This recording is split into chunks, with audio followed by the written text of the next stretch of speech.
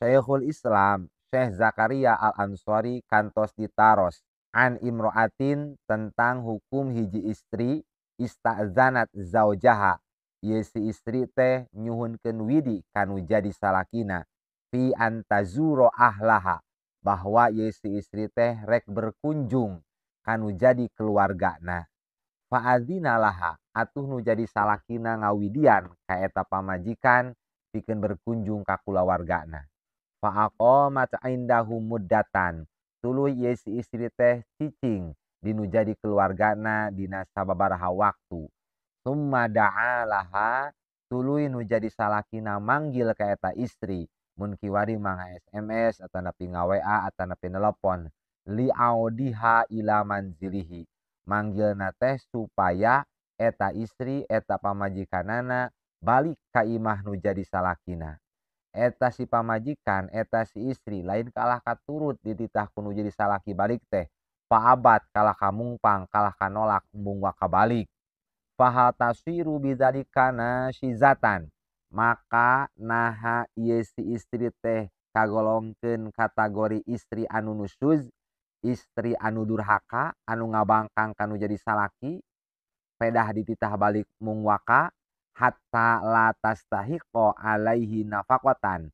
sehingga ku teturutna eta si istri teu berhak mendapatkan nafkah tinu jadi salakina wala kiswatan jeung teu berhak eta si istri mendapatkan kiswah mendapatkan pakaian tinu jadi salakina ku sabab teu turut kanu jadi salakina dititah balik ka mung bae apakah kagolongkeun nusyuz awala atawa henteu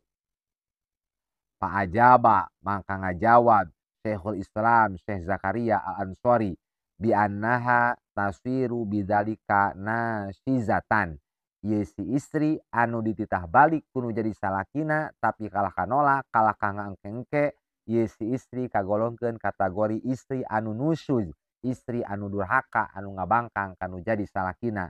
hatta la tastahiqo alaihi nafaqatan sehingga ia si istri teh berhak mendapatkan nafkah tinu jadi salakina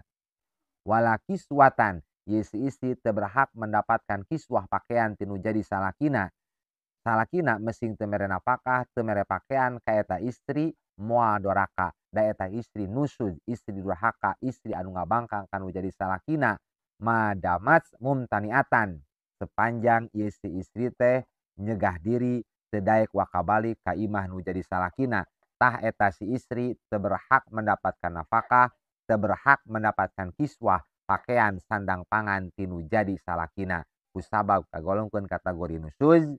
da henteu turut kanu jadi salakina kita balik kalah ka noyod wae cicing di imah nu jadi keluargana wallahu a'lam bissawab.